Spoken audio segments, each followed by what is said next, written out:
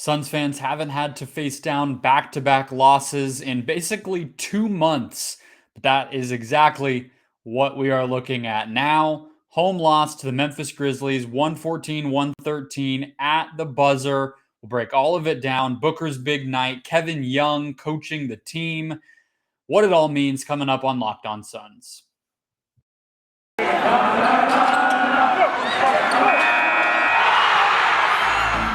You are Locked On Suns, your daily Phoenix Suns podcast. Part of the Locked On Podcast Network, your team every day.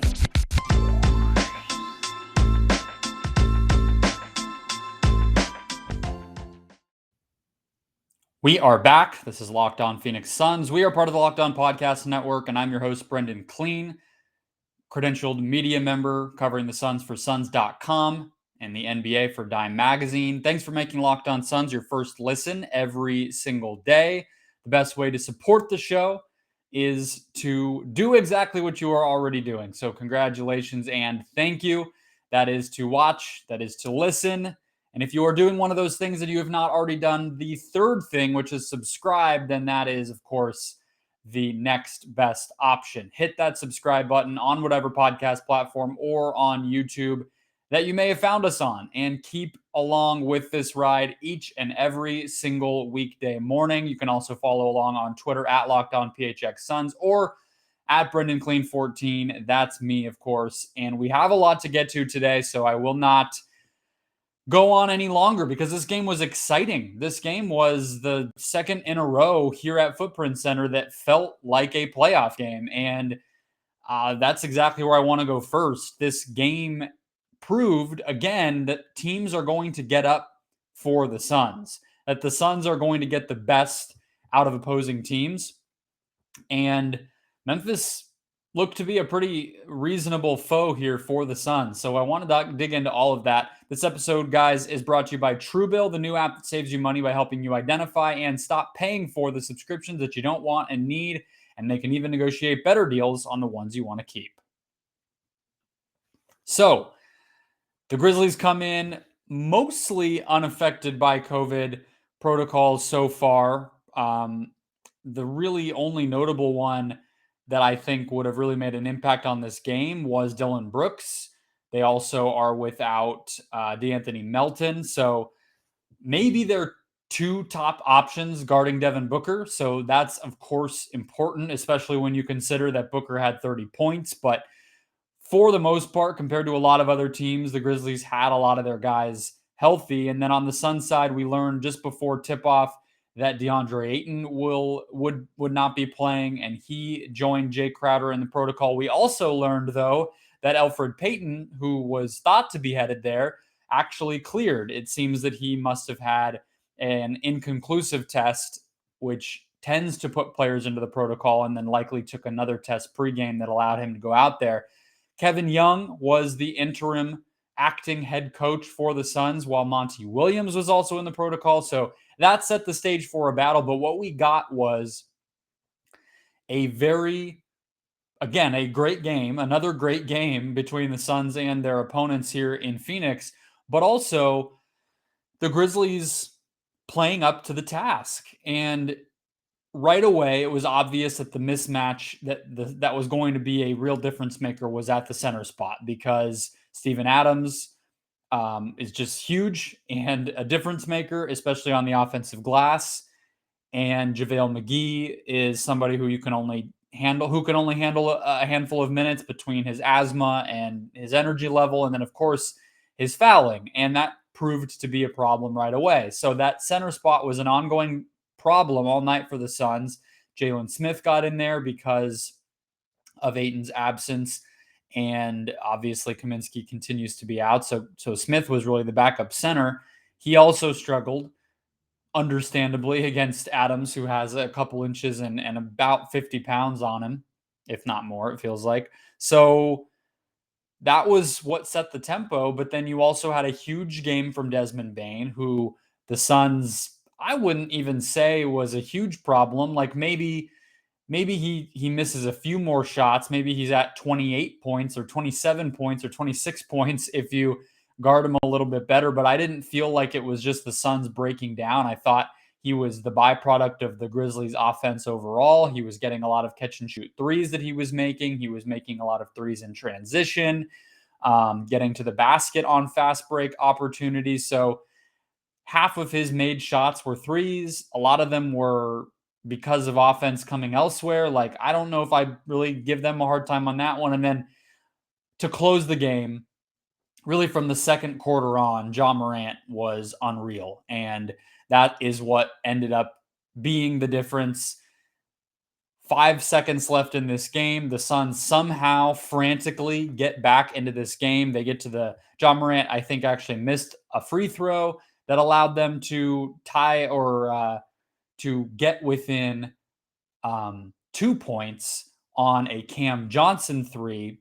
Then, with those 5 seconds left, Booker gets free at the top of the key for a three of his own, courtesy of a really great play by Kevin Young. Makes it, but you could see him in real time hesitating on that shot because Kyle Anderson is trailing him so far, and you can see Booker realizing like this was supposed to develop a little bit more slowly. There was even, I think, a potential that was just going to turn into an ISO. I don't think it was necessarily called where Booker would shoot the three. So he hesitates for a split second, but he makes the shot anyway, putting the Suns up one, and there's only 5 seconds left after that, is what I meant to say. And so then Ja Morant gets the ball. The Suns botch the inbound defense just enough, not terribly, but Morant is able to get the ball. He's able to go left like he loves to do, and he hangs in midair despite good help defense by Booker and makes an off-the-glass layup to take the lead on their own. Half a second left. The Suns don't really have much to do there. That's such a narrow amount of time, and Bridges does get a shot up, but it's not anywhere close, and the Grizzlies win the game. So the couple of things that I feel like you would say we learned, again, one being the Suns are going to get opponent's best game. I mean, that has proven itself over and over. The Warriors, obviously, but even lesser teams like the Thunder or Portland, who are, below 500 squads, and they come here and it feels like the Suns are playing a playoff team. And obviously, better energy and better execution from the Suns, and maybe those games don't end up being close. The Suns also won both of those games, so they're up for it, but it's a pain, and this game was an example of it. And then the other one is maybe fairly simple, but I actually think is important to just state it, because from the minute he joined the NBA, Ja Morant has had the ability, it hasn't always happened, but he has had the ability with his skill set to torch the Suns. And he did it again tonight, and they just don't have a good answer for him because Chris Paul is not, athletically where he needs to be able to guard Ja. Mikal is not really it's not the type of matchup you really like for him. And so the quickness, the burst, and the passing ability, not to mention the 3-point game when it's there, when it's clicking for Ja, it's just too much. It's too much for the Suns to be able to handle. And so all of that said, the Grizzlies are going to be a pretty difficult matchup for the Suns. And right now it would shape up where they would be a pretty high possibility that the Suns would play them in the second round. Right now, I believe the Suns are in the 2 seed and the Grizzlies are in the 4 seed, but things are very fluid, obviously, and it's far from decided. And so you could easily imagine a 2-3 series, maybe even a 1-4 series where the Suns are playing the Grizzlies. And this game, but also many over the years, have proven out that this is a tough matchup. Not just because of Ja, but you also have the Steven Adams factor and the way that the Jazz or the Grizzlies can space you out and all of this. So that's going to be tough no matter what round it comes or whatever. The Suns, I guess, should just pray that everything stays the same, and not to say the Jazz would be more desirable by any means, but I actually do think Memphis is pretty tough in its own right. So that this game was just, again, a reminder of that. Want to get into more of the positives, 30 points for Devin Booker, and then also want to talk about what we saw out of Kevin Young and some of the way that the Suns are going to handle this COVID situation. So we'll get into all of that in a second. First, a quick word from TrueBill, another word from TrueBill, that is, because business greedy businesses love to scam you by pocketing your money and not reminding you when you sign up for something. That sounds pretty obvious. If they get you, if they hook you, they're not going to tell you they hooked you. They're going to take the money month by month by month. And all of a sudden it's piling up, and it's not one business, it's 4 or 5, and you're screwed. You're just frankly screwed because you can't keep up with all of it and costs a lot of money. So TrueBill simplifies that entire process. Really, they do it for you. The new app that helps you identify and stop paying for those subscriptions that you don't need, want, or even just forgot about. TrueBill makes it incredibly simple. All you have to do is link your accounts, and TrueBill will cancel your unwanted subscriptions in just one tap. Your TrueBill concierge is also there when you need it to cancel the unwanted subscriptions, so you don't even have to touch it. Don't fall for subscription scams. Start canceling today at truebill.com/lockedonnba. We all know how this works. I had it myself with a gym membership during the pandemic. That one was a pain. You had to call a million places. It's a nightmare. You don't like it. No one does. Go right now. Truebill.com/lockedonnba. That's truebill.com/lockedonnba. Devin Booker, second time in 3 games that he scored 30 points. He was, again, efficient from the field. Only took him 20 shots to do it. He got to the line 9 times. Really, really great game from him. Again, likely large part of that coming because Brooks and Melton were both out for the Grizzlies. So that's plan A and plan B, guarding Booker for Memphis. And he took advantage of it. So get into him in just a second. Thank you guys for making Locked On Suns your first listen. I wanted to drop that again. Don't think that I don't appreciate each and every one of you who get to enjoy these Devin Booker performances right along with me, and then come right here after the fact to celebrate it and reminisce on what we just saw. So again, a vintage Booker, what we thought was going to be a game winner. He had this same thing happen to him against the Kings, if you remember, all the way back in the first week of the season. That was actually the last time the Suns lost back-to-back games. And Harrison Barnes was the guy who killed the Suns' hopes that night. Tonight, it was Ja Morant. But Booker overall was fantastic. He overcame a poor shooting start. I want to say he must have made like 60-70% of his shots in the second half, because he was far below 50% early on in this game. He was able to get into rhythm, getting to the free throw line, and again, that game winner. Like, he's great. I mean, he's just playing at such a high level right now, and when you don't have somebody to get him off of his spots and out of rhythm and uncomfortable, then this is what he's going to do. He's going to do it every single night, and he's on his way to an All-Star game. We've talked about all the special things about his season. I mean, he's taking and making threes again in a way that he hadn't done in a few years. He is still making the twos at a high level, able to handle the ball and balance that out with Chris Paul in such a great way. And so while I was saying, the Grizzlies are going to, every opponent is going to give it their all when they come into Phoenix and even when they host these Suns, because they're a benchmark team now. That's what happens when you go to the finals. I think on the other hand, you also have to obviously give a tip of the hat to the Suns, because while that may be true of other teams, a lot of other teams don't have Devin Booker. So they can come in and play to their best all they want, but most nights Booker's going to be the best player on the floor, and this is what happens. You can be without DeAndre Ayton. You can be getting gashed inside. The Grizzlies had 62 points in the paint. They out-rebounded the Suns 50-35, and yet the Suns were right in this game because of Booker and his consistent scoring throughout the night, and then some clutch shooting and scoring from other guys, Cam Johnson and Cam Payne most notably, and you're still going to be in the game. And so huge, obviously, kudos to Booker in this one, and just missed another game-winning shot. The other quick positive that I wanted to shout out here is Jalen Smith, who, again, was really the backup center, ended up getting more minutes than JaVale McGee because of McGee's foul trouble and everything else.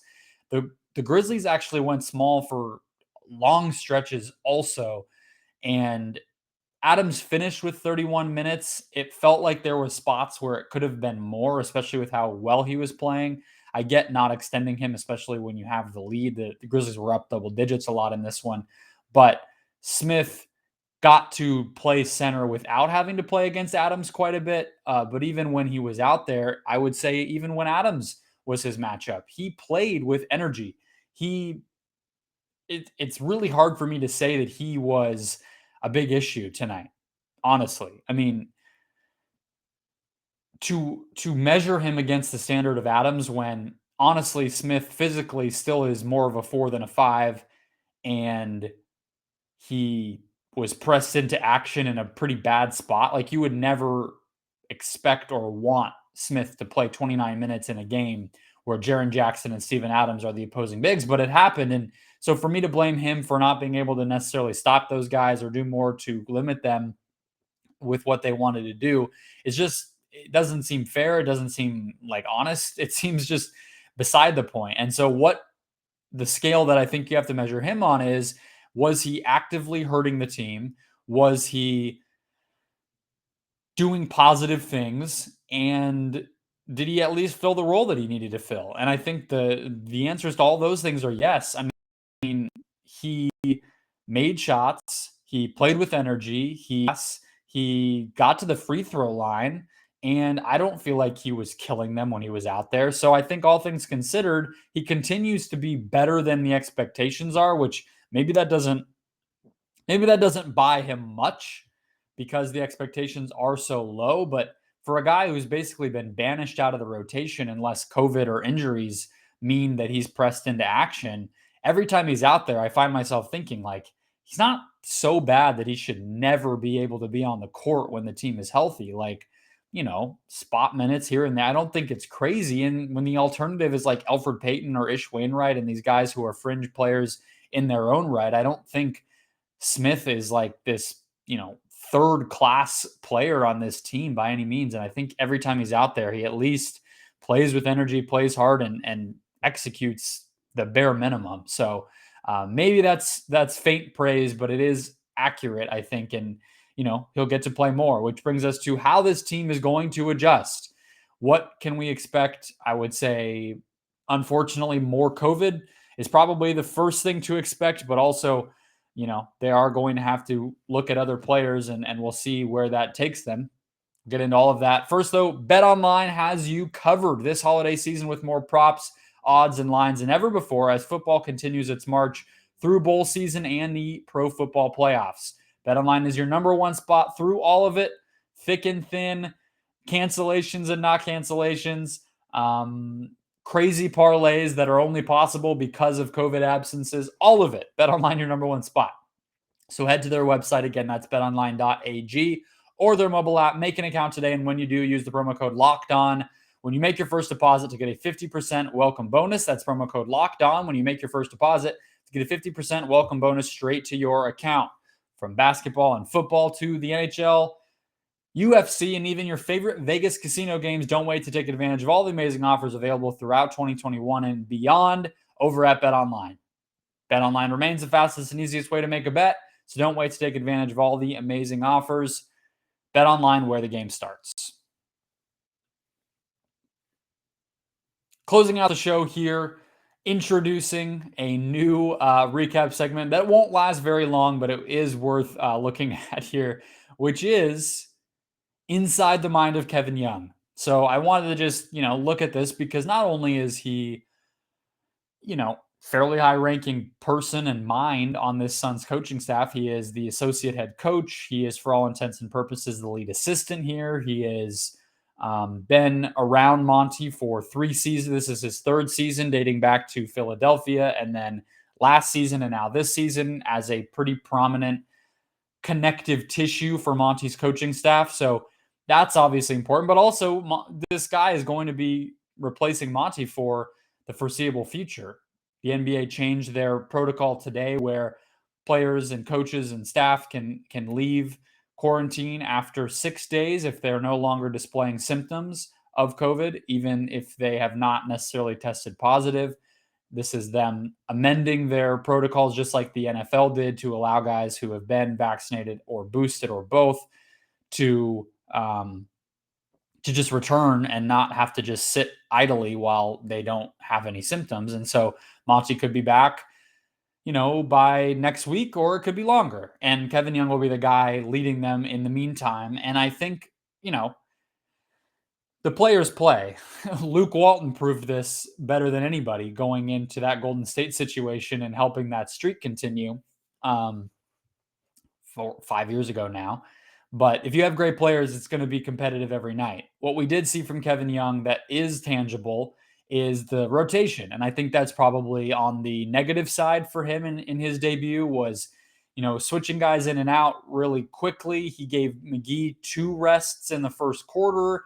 And then there was one moment, I think it was either at the beginning of the second quarter, I think that's when it was, maybe the fourth quarter, where Landry Shamet stayed in at the quarter break, but then left the lineup immediately, like the first stoppage, like 20, 30 seconds in, and then Shamet's going to the bench. And obviously JaVale had the foul trouble, which didn't help, but some strange stuff there that I think COVID is the primary culprit for, but also I'm sure there's just some first game jitters a little bit of getting in and, oh wow, I'm doing the rotation now. You know what I mean? So that was probably the negative, really the only main negative we saw. But Cam Johnson post game was had high praise for the way that Young was able to adjust defensively in terms of finding ways to try to make Ja Morant uncomfortable in particular. You know, noticing when they could play small and keeping Jalen Smith on the floor when Adams wasn't out there. Some of these things that were tangible. And then lastly, I think the obvious one is that play that he drew up late in the game, that baseline out of bounds or sideline out of bounds play that got Booker open at the top of the key. Pretty simple. I don't think there was anything too crazy about it, but having Booker come off of a screen and having the screen not always need to be set by a big man, but in this case, it was another wing player, and there's some, misdirection there. And then the same thing with the last play. He gave himself multiple options where you had, and that's the half a second left play is what I'm talking about. He gave himself multiple options there where you had Booker and Cam Johnson sort of running at one another and Cam sort of setting a screen for Booker. And then you had Bridges coming off his own movement along the baseline, which is where he got the ball and got it. I think he probably felt a little bit rushed there, and the shot didn't end up really having much of a shot when it got near the basket. It didn't ever look like it was going to go in, but it was a clean release.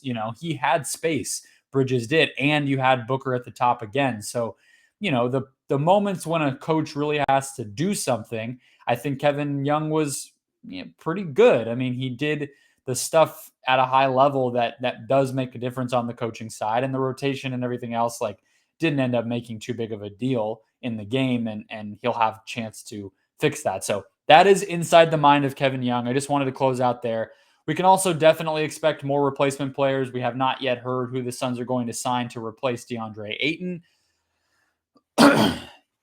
They did sign Emmanuel Terry to replace Jay Crowder in the lineup. They did not end up having to sign anybody to replace Elfrid Payton because, again, he was cleared and obviously played in this game.